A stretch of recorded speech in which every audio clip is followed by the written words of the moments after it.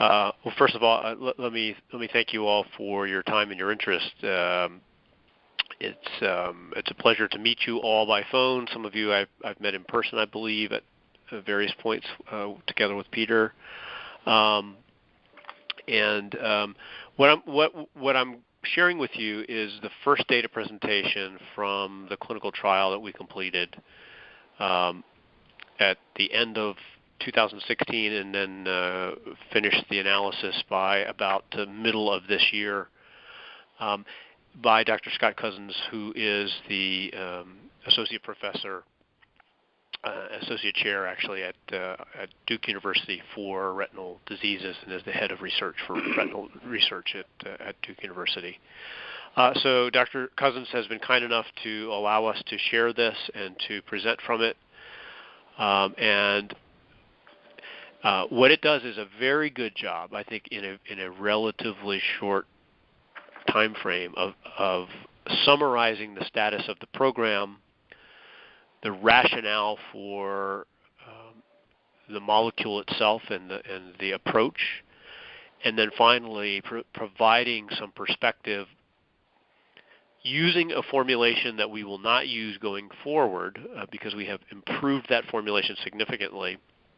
But as a result of that study, he has clearly stated that he believes that topical treatment for neovascular eye diseases is feasible, and that the opportunity to go back and initiate a new clinical trial with our new formulation at a higher dose with a safer and better tolerated profile has a very real chance of making a significant step forward for patients with neovascular AMD. So I'm moving now to slide 3, which is entitled Novel VEGF-R2 Kinase Inhibitor.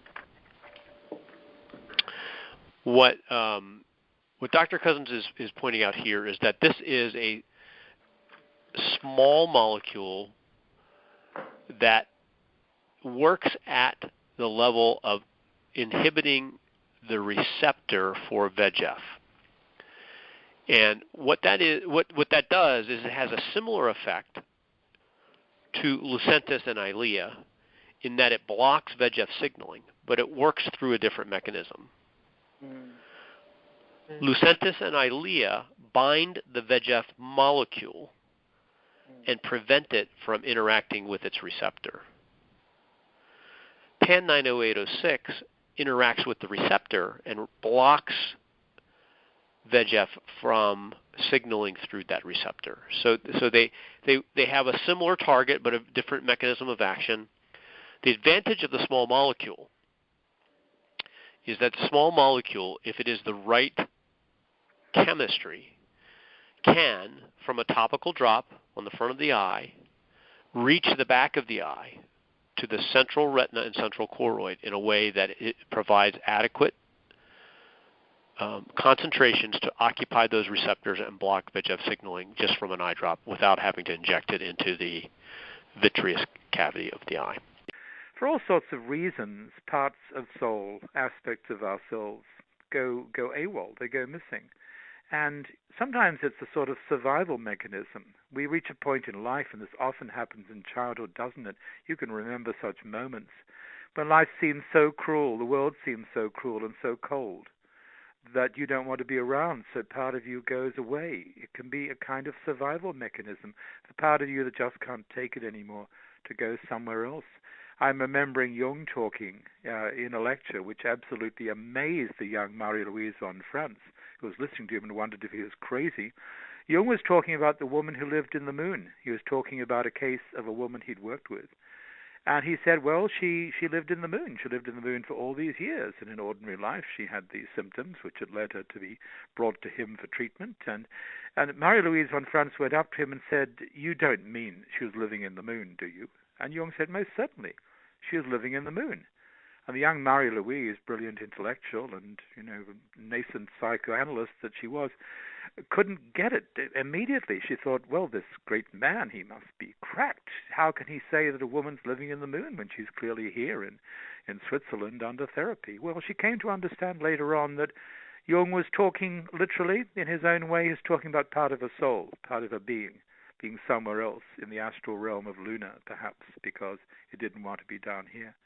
So one of the interesting things when we approach the question of soul recovery, soul retrieval, healing, and bringing together the missing parts of ourselves is, where have they gone? How do we find out about that? How do we track them and encourage them to come home?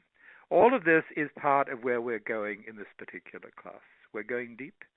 It's about you. It's about soul. It's about living the richer, fuller life. It's about bringing more juice and energy and vitality into everyday experience. With 2 generations of apartheid serving to isolate whites from all but the most superficial contact with blacks, South Africa is a nation divided by ignorance, fear, and racial prejudice. While blacks commemorate Heroes' Day, white South Africa celebrates the Day of the Vow, symbolized by the Voortrekker Monument outside Pretoria, legitimizing their claim of the God-given right to self-determination, a euphemism for apartheid, and the strategy designed to maintain white sovereignty and preserve Afrikaner heritage through black oppression. Instilled with the constant fear of a mythical, communist-inspired total onslaught bent on destroying the sacred fabric of South African life, white South Africa reacts with a confused and obsessive perspective to the morass of problems created by apartheid ideology. Government action taken in perpetuating apartheid strategy is legitimized in the name of state security. Through censorship, selective and slanted reporting, the state employs its most powerful servant to justify and endorse the official point of view, and in so doing, further obscures the painful realities of the South African crisis. Good evening. The United States says it considers the African National Congress to be an African nationalist organization which is seeking to replace the present government of South Africa through violence as well as other means. In a statement issued by the State Department, the United States government says it continues to support the process of peaceful evolutionary change in South Africa and to encourage those who in word and deed promote such change. The statement says the government deplores violence from any quarter and therefore categorically condemns all terrorist and other violent acts committed by the ANC or its members. The Minister of Foreign Affairs and Information, Mr. Pickwater, says the United Nations Security Council has gone against the UN Charter and against the facts in deciding to blame South Africa for last week's attack on ANC targets in Maseru.